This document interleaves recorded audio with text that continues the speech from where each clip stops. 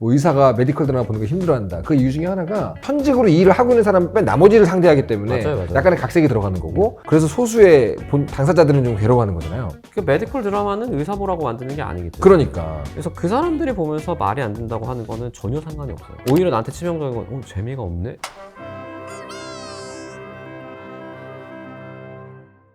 요즘에 이분만큼 바쁜 사람이 없어요. 닥터 프렌즈에서는 이비인후과 의사 이낙준으로 그리고 한산이가 작가라는 이름으로서 수많은 웹소설을 집필하시다가 이때 중증외상센터로 대박이 나신 이낙준 한산이가 작가님 모셨습니다. 아이고 안녕하세요. 아이고 안녕하세요 캠퍼 여러분. 보시면 아시겠지만 워낙 친밀하고 오래 알고 지낸 사이여가지고 중증외상센터 드라마가 나왔을 때 저 한 번에 몰아서 보고 너무 재미있게 잘 나와서 바로 제가 지인 찬스 써야겠다. 지인이 잘 될 때가 제일 좋아요. 이렇게 써먹을 수 있어서. 진짜 웃긴 게 뭔지 알아? 뭐가? 자기가 그렇게 보장해놓고서는 이날은 안 되고 이날은 안 되고 왜냐면 좀 불편한 분들한테 다 먼저 드리고 날짜. 그래서 되게 엄청 나중에 찍게 됐어. 아니요, 사실 되게 바쁘신 분이에요. 요즘 엄청 바쁘시죠? 3월에 바빠요. 3월에. 아직 안 바빠요. 오늘부터 바빠.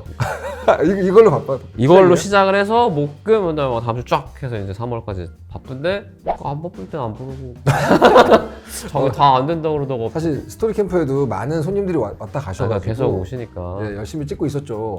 사실 뭐 닥터 프렌즈 보시는 헬퍼분들은 이미 익숙하실 거고 웹소설을 쓰고 있다, 동시에 쓰고 있는 의사다라는 이슈가 많이 돼서 다양한 곳에서 얼굴을 비추셨을 텐데 오늘은 웹소설 작가로서 웹툰 작가의 친구로서 그리고 이 스토리 캠프에 걸맞는 스토리텔러로서 오셨으니까 많은 얘기를 좀 여쭤보려고 해요. 네. 질문이 좋더라고요. 주제는 중증외상센터가 맞는데 네. 뻔하지 않고 여기 PD님들이 실력 있다. 카메라가 돌아가는 게 칭찬을 하시네요. 성의가 있다. 그런 생각이 들었습니다. 근데 웹소설 작가들에게 있어서 먼저 드라마화가 됐던 최초의 사례는 사실 재벌집 막내 아들. 재벌집 막내 아들 아니면은 그거야. 어게인 마이 라이프. 어게인 마이 라이프. 그래. 그러니까 뭐 로맨스나 로파는 뭐 많이 됐으니까 사극으로나 뭐 그냥 현노나 이런 거 많이 됐는데 많이 나왔구나 이미. 이제 현대 판타지나 판타지 장르에서 된 거는 어게인 마이 라이프가 아마 처음일 거고 그 다음에 재벌집, 그 다음에 제 거죠.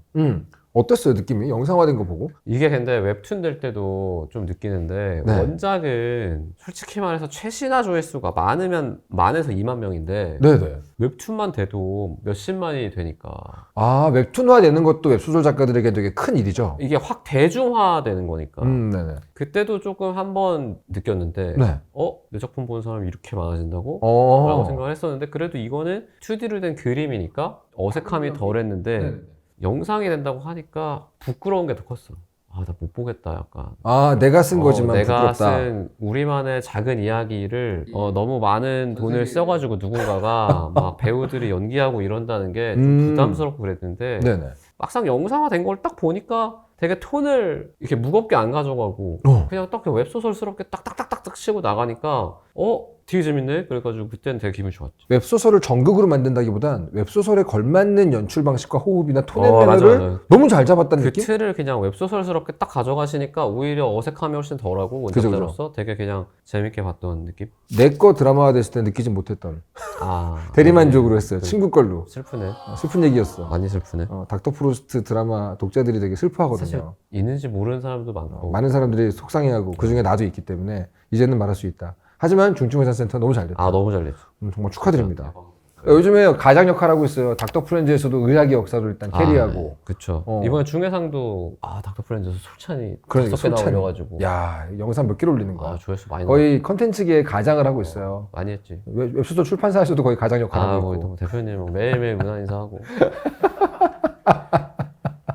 많은 사람들이 진짜 궁금해하는 게 결국은 어떤 식으로 계약하냐, 러닝 개런티냐, 뭐 중증외상이 잘 되면 원작자는 돈을 어떤 식으로 버는 거냐 이런 거 많이 궁금해하세요. 뭐 스토리 얘기하기 전에 그런 거 좀 궁금해하시니까. 근데 솔직히 제 생각에는 드라마 사업이라는 게 낭만으로 하는 거야. 로망. 솔직히 말해서 이거는 넷플릭스도 낭만으로 하는 거예요. 낭만. 예를 들어서 제작비가 300억이야. 이거 찍은 게 23년이에요. 그럼 300억을 23년에 태웠어. 300억을 그러면은 이거 가지고 벌 수 있겠냐? 강남에 빌딩을 샀다고 쳐봐요. 그럼 얼마를 벌었겠어? 큰 돈 벌었을 거 아니에요? 근데 그렇게 안 하는 사업이란 말이에요. 이게 그러니까 제가 그 제작진들도 만나보고 하면은 이 사람들이 막, 우리가 잘 돼서 돈을 벌었으면 좋겠다는 생각은 있는데 없진 그게 않지. 막 떼돈을 벌겠다라기보다는 이렇게 해서 다음에 한 번 더 하고 싶다. 네네네. 이게 더 큰 것 같아요. 사실 그래서 재미 주고 싶고 네. 좋은 작품 만들고 그러니까 싶다가 되게 크니까. 사실 드라마로 제작사나 이런 데서 막 큰 돈을 벌기는 어렵다는 걸 일단 알아셔야 되고 넷플릭스는 그 와중에 매절입니다. 매절. 그러니까 넷플릭스가 모험은 넷플릭스가 하는 거예요. 지금은 사실 많은 분들이 알고 있죠. 네. 오징어 게임 원 때도 그쵸, 원 때도. 많은 분들이 들어서 아실 거예요. 넷플릭스는 돈을 웅텅 주고 이렇게 주고 다 가져갑니다. 작품을 매절로 가져가는 거예요. 그렇죠. 대신에 이거 가지고 모험도 넷플릭스가 하는 거예요. 많은 분들이 그 부분을 모르더라고요. 왜 잘 됐는데 돈을 더 안 주냐. 근데 그게 양면이 있어요. 매저를 하게 되면 말씀하신 대로 리스크를 본인들이 가져가겠다는 맞아요. 거니까. 왜냐면 1년 동안 넷플릭스에서 나오는 드라마 중에 잘 되는 게 솔직히 다 잘 되지 않잖아요. 그렇죠. 많이 쳐줘도 30~40%일 텐데 맞아. 그럼 70%는 망하는 거잖아 사실. 자기의 원금을 회수를 못 하는 거잖아요. 근데 이 리스크 테이킹은 넷플릭스가 하는 거고 원작자는 이걸로라기보다는 이제 중증외상센터가 확 유명해지면서 이제 시리즈에 있는 제 원작에 대한 관심도가 올라가니까 네이버 시리즈에 있는 원작 웹소설 말하는 거죠? 이게 이제 더 팔리면서 네네네. 여기서 이제 사실 수익이 더 많이 발생하죠. 중증외상센터가 잘 되자 넷플릭스의 입장을 대변하는 느낌이네요. 근데 뭐 저는 이게 되게 페어한 계약이라고 생각을 했었어요. 처음에도. 그쵸. 왜냐면은 뭐 안 될 수도 있는데 맞아. 어찌됐건 그걸 주는 거니까. 일단은 원작자로서는 결과물이 너무 마음에 들었다. 너무 마음에 들었죠. 원작에 대한 뭔가- 팬심이 느껴지는 제작진이라고 할까? 뭔가 그런 느낌이었어요. 되게 원작을 존중하면서 각색할 건 각색하고 가져가는 느낌? 확실히 그 본인도 느끼나요? 제가 영상화됐을 때 대박났던 작품들의 감독들을 쭉 보니까 무빙, 무빙. 강포 작가님의 무빙, 어. 그 윤태호 작가님의 미생 뭐 이런 것들의 특징을 가만히 보니까 원작에 대한 굉장한 깊은 오랜 기간 누적된 팬심과 애정을 가진 사람이 연출을 맡은 그런 게 좀 있는 것 같아요. 확실히 영향을 미칩니다. 본인도 그 만났던 제작진을 만났을 때 어떻게 뭐 예, 아무래도 이거는 스튜디오 N이라고 네이버 회사에서 또 중개한 거니까 여기서는 100%이 원작에 대한 이해도가 있고 그 와중에 이렇게 소통을 해준 거니까 아무래도 파급이 좀 있을 수밖에 없고 이건 사실 근데 웹툰 될 때도 똑같아요. 그죠. 웹툰 작가님이 웹소설을 얼마나 좋아하느냐에 따라서 이게 많이 갈리는 거 같아요. 맞아요. 실제로 그 이낙준 작가님의 다른 웹소설 닥터 조선가다를 웹툰화한 게 저라서 저는 이제 원작자와 웹툰 프로듀서로서도 관계가 있는데 원작에 대한 큰 애정이 웹툰화에도 너무나 중요하기 때문에 어떤 거를 빼고 어떤 걸 넣고 어떤 부분을 분칠할 것인가에 대한 것들 그런 것들에 대한 고민이 약간 그 원작을 존중하면서 하느냐 아니면 원작이 될까? 라고 고민하면서 하느냐의 차이가 되게 큰 것 같아요. 일단 잘 팔린데 나 안 봤는데 일단 사봐 이런 회사들도 물론 없겠지만 많아요. 생각보다 많죠. 사실 많습니다. 많죠. 네.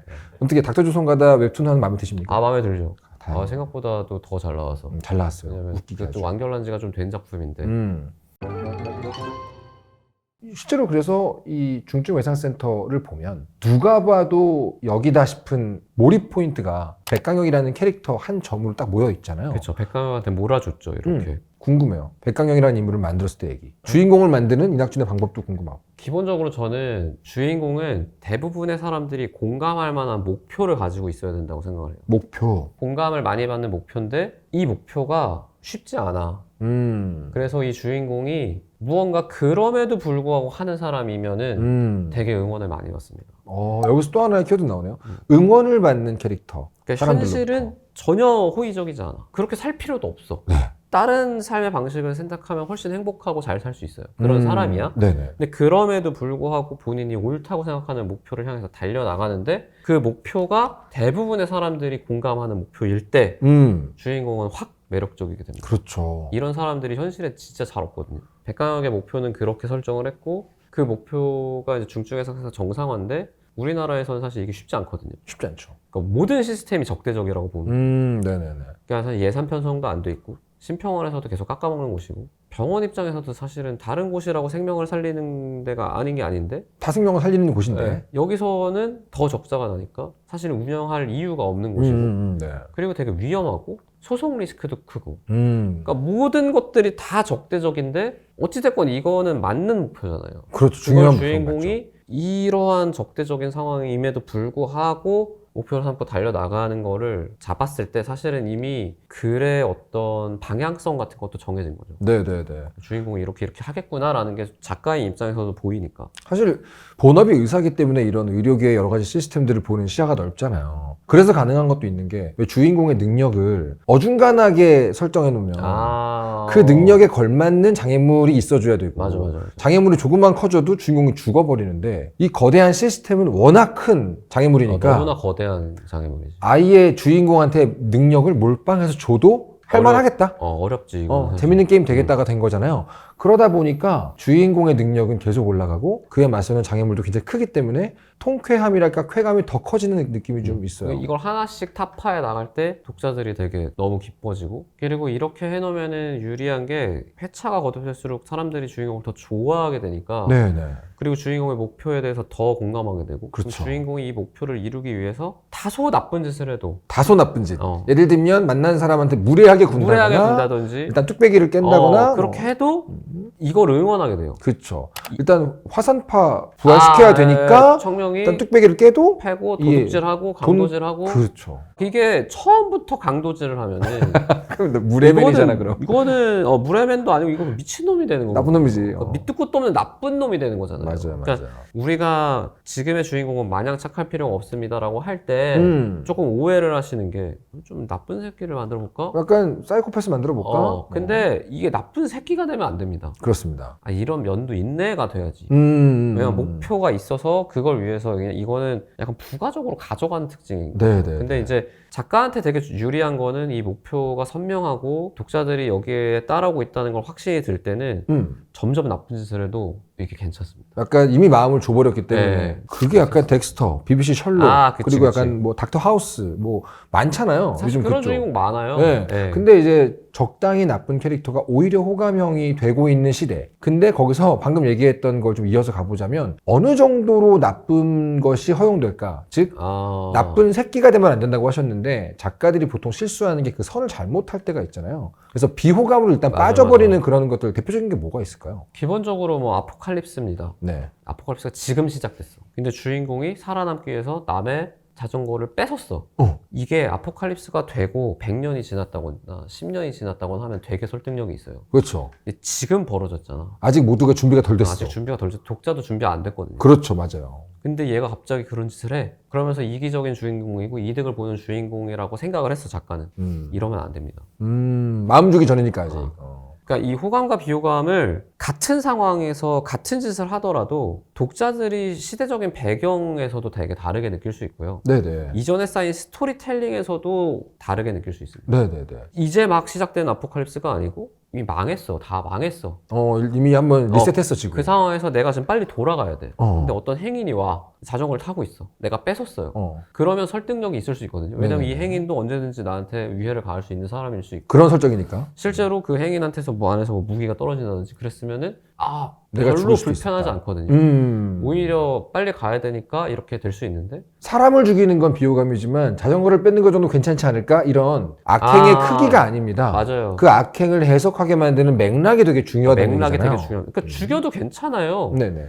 죽여도 얼마든지 호감으로 남을 수 있습니다. 그 사람이 누구냐, 지금 상황이 어땠냐, 주인공의 절박함이 어느 정도냐. 그렇죠. 가장 전형적인 예시가 저는 몬스터의 닥터 텐마라고 보는 게 텐마. 너무나 훌륭한 의사로 일단 등장을 하잖아요. 그럼 사람을 살리는 사람이야. 그런데 본인을 살려놓은 게 괴물이라는 걸 알게 돼서 결국은 사람 살리던 사람이 최종 목표가 그 사람을 죽이는 게 돼버리면 거기서 나오는 아이러니가 오히려 이 사람을 악인으로 만드는 게 아니라 주인공의 매력을 깊이를 더한다는 맞아요. 그 예시인 거잖아요. 그런 것들이 있어요. 그래서 이걸 뭐 너무 단순하게 생각하면 안 됩니다. 적당히 나쁜 캐릭터 되게 말은 쉬운데 맥락도 생각해야 되고. 그리고 막 예를 들어서 절대금물인 행동도 있잖아요. 예를 들어서 동물을 어떻게 했어. 그런 것들은 사실 이 대중 콘텐츠 시장에서는 용납될 수 없는 키워드잖아요. 쉽게 어려운 것들 있죠. 그리고 뭐 예를 들어서 안 되는 것들. 장르마다 또 다릅니다. 그러니까 현대 판타지에서는 시비가 붙었다고 해서 사람을 죽이거나 그렇죠. 함부로 폭행을 하거나 그러지 않잖아요. 근데 중세 판타지, 정통 판타지면 일단 칼 꺼내거든요. 그러면은 장갑 던져도 돼. 맞아. 장갑 얼굴에 탁 맞추고 칼 뽑으면 됩니다. 그렇죠. 그럼 오히려 시원해요. 그리고 무역 같은 경우는 객잔 들어갔어. 우당탕 시비 붙었어요. 근데 칼 안 뽑아. 그럼 어색하잖아. 이상하죠. 일단 현대물처럼 해결하면 안 되잖아요. 거기서 명함 주고 이렇게. 뭐 신사적으로 뭐 이런 사람인데 오해가 좀 있었던 것 같습니다. 그럼 뭐야 이게 이상하잖아. 그렇지. 바로 암기 이게 날려야죠. 장르마다 다릅니다. 그래서 맞아요. 내가 쓰고 있는 장르에 대해서도 좀 이해를 하셔야 됩니다. 중증외상센터 드라마 처음 도입부에 백강혁 교수가 처음으로 부임했을 때 스태프들에게 하는 행동을 보면 되게 무례하잖아요. 사실 무례하지. 완전 무례하고 부자차지. 사실상 맥락을 다 빼고 보면 아무리 제가 교수라고 해도 이렇게 무례해도 되나? 근데 그렇지, 그 옆에 사람이 죽어가고 있고 이 사람을 살리기 위해서 이러고 있는 거라는 맥락이 한번 덮어 씌워져 버리면 이 주인공은 오히려 매력적인 사람이 되는 거잖아요. 의학물이 그런 면에서 되게 명확하고 쉬워요. 어찌됐건 의사들은 사람을 살리는 게 목적이기 때문에 그렇죠. 그냥 의사라는 캐릭터만 등장해도 일단 얘는 사람 살리겠지라고 생각을 한단 말이에요, 사람들이. 그럼 그 목적을 가지고 말을 한다는 걸 사람들이 이해만 하게 만들어주면은 네네. 초반부부터 조금 설득력을 가지고 갈 수 있긴 합니다.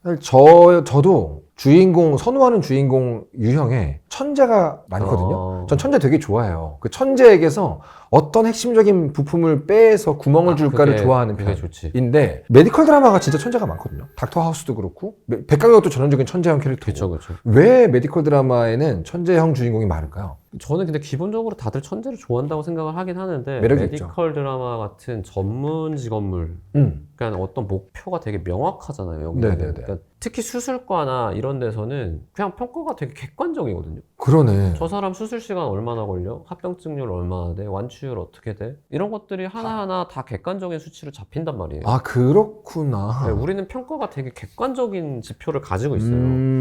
이게 그나마 우리나라는 좀 덜한 거고 미국 같은 경우에는 보험회사에서 평가를 하니까 오메. 이게 등급이 있거든요. 의사가를 등급을 매겨요. 그래서 올해는 너 여기다. 그러면은 연봉도 더 주고 진짜로 거기는 SSS급 의사가 있을 수 있구나. 지금 일하고 있는 병원에서 계속 일할 수 있게 해주고 연구비도 더 주고 변호사도 똑같거든요. 이 사람 승소율 몇이야? 그렇죠. 되게 명확하잖아요, 성과가. 네. 그래서 천재형을 쓸 때 그런 객관적인 지표들을 다 올려서 쓸 수 있기 때문에 주인공의 매력을 하나 딱 얹기가 너무 쉬워요. 그러네요. 그러니까 다른 것들보다는 훨씬 명확합니다, 이게. 사실 저는 이런 것도 생각했어요. 전문직이라고 하면 그 직업을 직접 가지고 있는 소수를 제외한 나머지 모두가 그 직업에 대해 모른다. 모르죠. 디테일을 모른다. 잘 모르죠. 그러다 보니까 한국에서는 변호사가 법정물 보는 거 힘들어한다. 뭐 의사가 메디컬 드라마 보는 거 힘들어한다. 그 이유 중에 하나가 만드는 사람들이 전문직을 가지고 들어가면 현직으로 이 일을 하고 있는 사람 빼 나머지를 상대하기 때문에 맞아요. 약간의 각색이 들어가는 거고 그래서 소수의 당사자들은 좀 괴로워하는 거잖아요. 근데 사실 그 메디컬 드라마는 의사 보라고 만드는 게 아니기 때문에. 그러니까 그러다 보니까 오히려 그 직업 자체에 대해서 일반적인 사람들이 갖고 있는 호기심 혹은 전문직이기 때문에 생기는 동경의 요소가 있어요. 그래서 거기에서 어떤 게 잘하는 거야 라는 걸 보여주기 되게 어렵습니다. 그 직업에 대해 모르기 때문에 저 사람은 자기만의 어떤 변론 기술이 있고 저 사람은 어떤 식으로 환자를 트리트하고 이거에 대해 디테일을 몰라요. 그래서 명확하게 보여줄 수 있는 건 그냥 천재다라는 라벨링이 라벨링이 아닐까. 그래서 이런 천재가 유독 많은 게 전문 소재물, 전문직물인 것 같다. 다시 중증외상센터 얘기를 좀 돌아오자면 주인공이 중요하다는 얘기는 뭐 너무 뻔한 얘기니까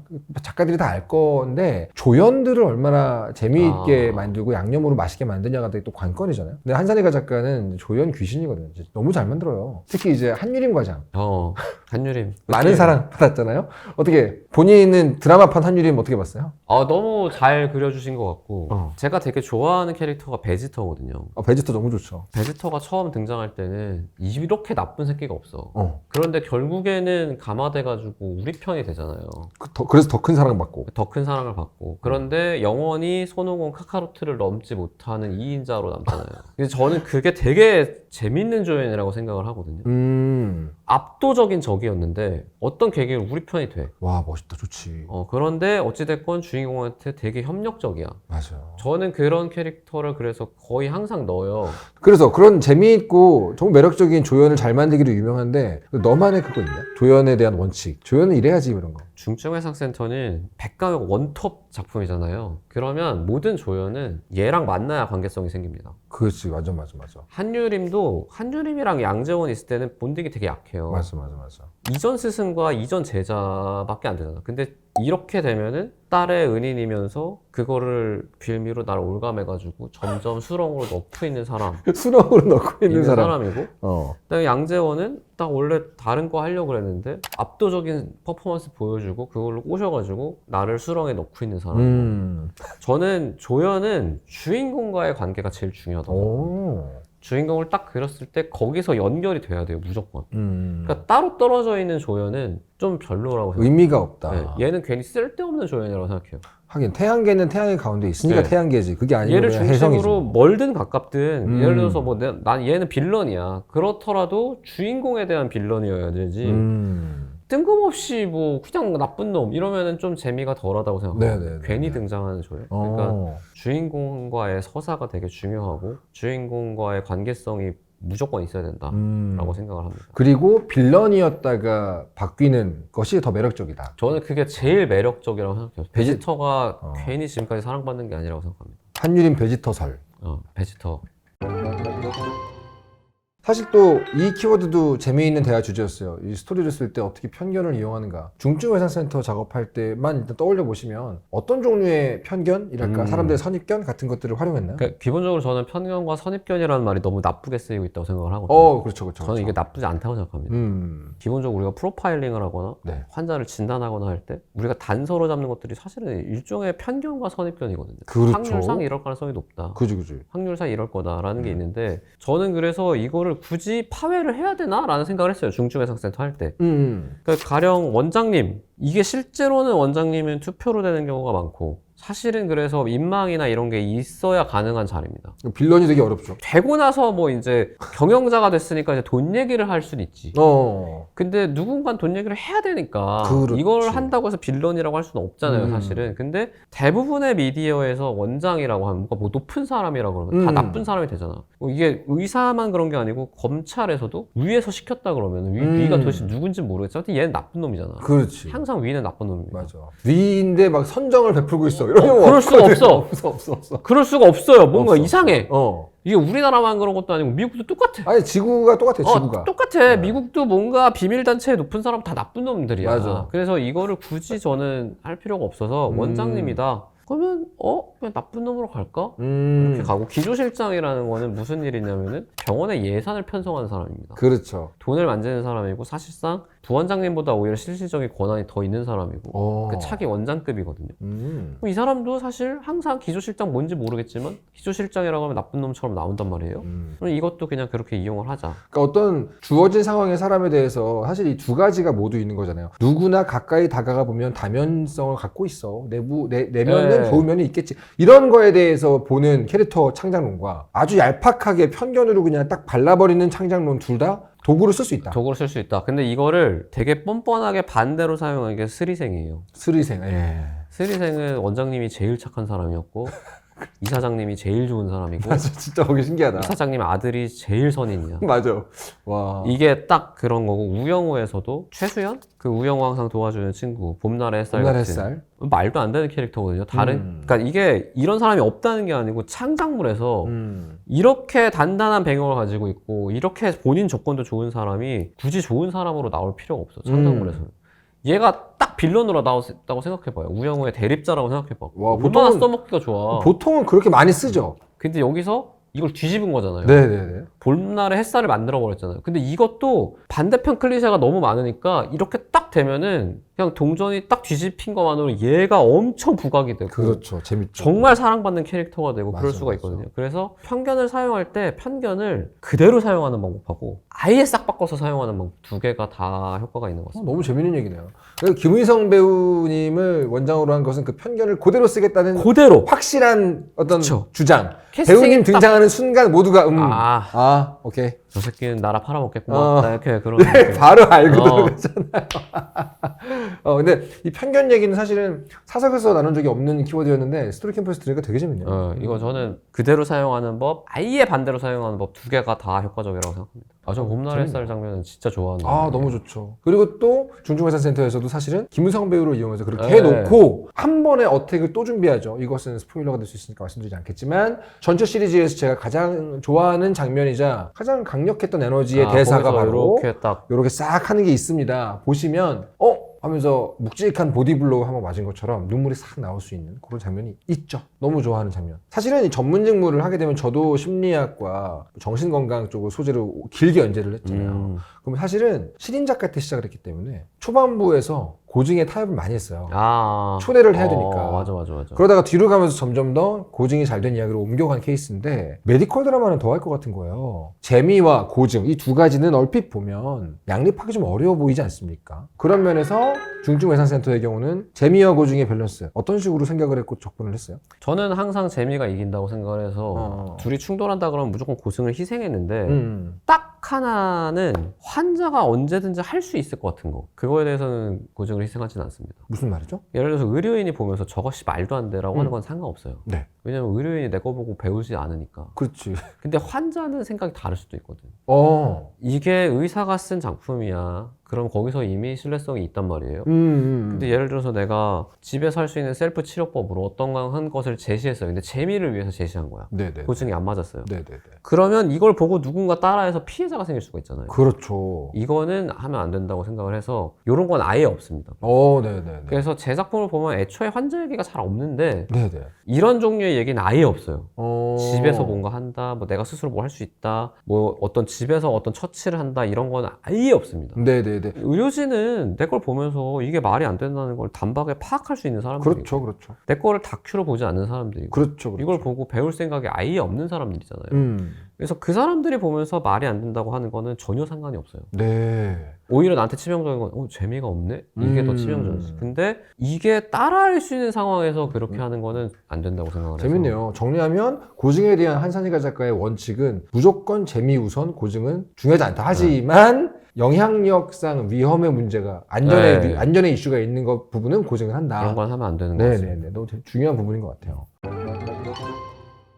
지금부터는 창작자로서의 한산희가 작가에 대해서 얘기를 좀 나눠보고 싶습니다. 많은 사람들과 한산희가 작가님 얘기를 꺼내면 공통으로 꺼내는 화제가 있어요. 미친 듯이 많이 쓰시는 거. 많이 쓰는 사람? 생산량으로 유명하시고 어떻게 동시에 저렇게 여러 개를 쓸 수 있나. 본인도 아시죠? 본인의 생산량이 높다는 거. 예, 이전 알죠. 왜 명확하게 알고 있습니다. 근데 그게 작가로서의 어떤 직업 윤리나 뭐 명확한 철학이 있어서 그런 건가요? 일단 기본적으로 글 쓰는 게 재밌기도 하고 재밌다. 그리고 약간 이 초조함이 있어요. 이 소재가 떠올랐을 때 이걸 내가 안 쓰면 다른 놈이 쓸 것 같은 느낌? 다른 놈이 쓰죠 보통은. 특히 이 19세기물 검은머리 연구기사는 제가 의학의 역사를 계속 풀고 있었잖아요. 유튜브에서 닥터 프렌즈에서 공짜로 풀고 있잖아. 그렇죠. 나보다 잘 쓰는 사람이 이 소재를 가지고 글을 써버리면 먼저, 그러면 안 되잖아요. 네. 삼중연재를 시작하면서 얘를 가져와서 먼저 썼죠. 삼중연재라는 말도 너무 웃기잖아요. 여러분. 삼중연재? 3개를 연재했었고, 근데 이게 사실 막 거의 삼중연재를 하고 있긴 해요. 그러니까 근데 한시적으로는 사중연재도 있었잖아요. 그러니까 사중연재도 할 때가 있죠. 회사를 4개를 다닌 거예요, 여러분. 동시에 매일 출근을. 그런 것들이 크고 가장이니까 어쨌든 내가 목표로 하는 액수가 있단 말이에요. 네, 가장으로서의 어떤 목표. 근데 그게 2개로는 안 될 것 같아. 네. 그러면 이제 3개를 써야 되는 거죠. 그러니까 제가 봤을 때 저는 하루에 2개 쓰면은 되게 편해. 이상한 사람이야. 그러니까 뭔가 2개만 딱 썼다 그러면 그날은 막 너무 편한 날이에요. 근데 보통 3개를 쓰면은 이제 보통 일했다. 그래도 오늘은 일을 했다 이런 느낌이고, 4개를 쓰면 오늘 좀 빡셌다 이런 느낌이거든요. 와, 진짜 너무 힘들 것 같아요, 저는. 근데 그렇게 힘들진 않아요. 애초에 제가 막 완벽주의자가 아니기 때문에 컬 타입이 되게 잘 되거든요. 그러니까 마인드셋이 이미 나는 100점짜리 글을 쓰는 게 아니고 90점짜리 글을 쓰는 거예요. 이미 높은 거 아니에요? 내 역량의 90%. 네네네. 근데 많이 쓰다 보면 역량 자체가 늘어나니까 옛날에 내가 골머리 써서 내 역량 100%를 쓰려고 했을 때보다 내 역량이 120이 되면 이거의 90%면 100이 일단 넘었잖아. 네, 그렇죠. 빨리빨리 많이 쓰다 보면은 어쨌든 내 실력이 더 빠르게 늘기 때문에 이전에 내가 고민했던 것보다 더 빨리 좋은 글을 쓸 수 있단 말이죠. 그러니까 3박씩 하면은 1년이면은 거의 1000개 쓰니까 실력이 빨리빨리 늘겠지. 저는 공부도 그랬고 인생의 형태가 그런데 양을 이기는 건 없다. 질보다 양이다. 질보다 양이다. 양을 따라가다 보면 질도 좋아진다. 그건 맞죠. 야, 근데 이거 별거 아닌 말 같지만 창작자에게는 되게 중요한 얘기잖아요. 이거 질보다 공부도 양이다. 똑같아요. 공부도 그렇죠. 공부하는 방법을 모르겠어요. 난 이게 제일 뒤통수 때리고 싶어. 뒤통수를 때리고 싶다는 이 차가움, 하지만 이해갑니다. 공부하는 방법이 어딨어, 세상에. 그런 게 어딨어요. 그냥 왕도가 어딨어. 그냥 하는 거지. 근데 저는 상대적으로 좀 늦게 정신을 차렸기 때문에 고2 때부터 본격적으로 공부를 했단 말이에요. 네네네. 기초가 없는 상황에서 공부를 하니까 그냥 저는 모의고사를 풀었어요. 나랑 똑같이 했네요. 쫙 풀어. 그리고 맞아. 틀리면 오답 정리해. 맞아, 그리고 맞아. 쫙 풀어. 그렇게 해서 계속 하니까 그냥 저는 양치기로 해가지고 실력을 붙인 사람인데 너무 똑같은 방식으로 하셨네요. 웹소설은 똑같아요. 그냥 많이 써. 그냥 많이 쓰다 보면은 여기저기 허점이 보입니다. 비문도 있고 조사도 틀리고 뭐 단어도 틀리고 심지어 내가 전달하고자 했던 게 전달이 잘 안 될 때. 네네네. 이런 글들이 나오고 대화도 어색하고 근데 그런 것들을 쓰고 하다 보면은 어느 순간 점점 익숙해져요. 이게. 뭐 그렇죠, 사실. 그리고 그냥 생각 없이 써도 이젠 비문이 안 나오고 네네. 상황에 맞게 대사가 나오고 대사도 좋아지고. 이거는 사실 많이 하다 보면 좋아지는 것들이 있거든요. 네네. 물론 저는 뭐 노력이 할 수 있는 게 여기까지면은 여기는 운의 영역이라고 생각을 하는데 이것도 많이 하면은 이 중에 뭐 하나가 운으로 터집니다. 맞아요. 저는 운은 걸려드는 것이라는 느낌을 받거든요. 그물을 많이 풀어놓으면 걸리는 거야. 던지다 보면 어디선가 생각지도 못한 제안이 와요. 그래서 이렇게 낚시바늘 하나 가져놓고 운을 기다리는 것보다는 그물을 이렇게 빵 해놓고 기다리면 좀 걸리거든요. 그 말은 결국에는 부지런히 쓰면은 여러 개의 작품이 쌓이고 그 작품들 중에 어느 것 하나가 운이 좋아서 터질 수도 있는 거죠. 일단 한산이가라는 소설 작가에게 제일 중요한 건 재미다. 재미란 재미. 키워드. 근데 이렇게 대중이 좋아하는 것을 주고 재미를 주고 하다 보면 직업 창작자로서의 직업 윤리 같은 것들이 좀 흔들릴 때가 많이 있잖아요. 본인에게 있어서 창작자로서의 직업 윤리라는 게 만약에 있다면 어떤 원칙들이 좀 박혀 있나요? 이건 근데 계속해서 바뀌는 것 같아요, 생각. 그러니까 오직 재미였다가 네. 댓글이나 반응을 보면은 좀 상처받는 사람들이 있어. 그런 건 좀 피하고 네. 그러니까 누군가를 비난하는 것보다는 서로 약간 이렇게 그냥 티키타카로 조금 더 재미를 끌고 나가거나 그럼에도 불구하고 재미가 가장 중요하다고 생각해요, 저는. 직업인으로서의 창작 윤리의 가장 중요한 지점은 여전히 보는 독자에게 봐야 될 이유를 주는 것. 이 사람이 나한테 100원을 내고 봤으니까 네네네. 어찌됐건 그만큼의 재미는 느껴야 되는 거죠. 늘 그 얘기를 하거든요. 작품을 보러 오는 독자들이 유니세프라서 작가에게 적선하려고 오는 게 아니다. 시간을 내고 돈을 내서 들어와 보는 건데 그 사람들이 여기에 와서 보아야 될 이유를 내가 제공하지 않으면 직업인으로서는 의미가 없다는 생각을 많이 하게 됩니다. 그런 얘기인 거잖아요. 그렇죠. 이거를 이제 잊기 시작하고 누군가 내 글을 보는 게 당연하다고 생각하는 순간 이제 도태되겠죠. 이제 골로 가는 거죠. 네. 그때부터. 실제로 그렇게 직업적인 창작을 하다가 마탱이가 가는 경우를 많이 보거든요. 당연하게 무언가를 생각하게 되는 순간. 그냥 내가 쓰면 보겠지? 약간 이렇게 생각하는 순간 이제 도태되는 거죠. 그렇죠. 그 지망생들 단골 질문 중에서 또 이것도 있잖아요. 이거 저 참 많이 듣거든요. 전공생을 가르치다 보면 내가 쓰고 싶은 게 있는데 시장에서 좋아하지 않는 것 같아요.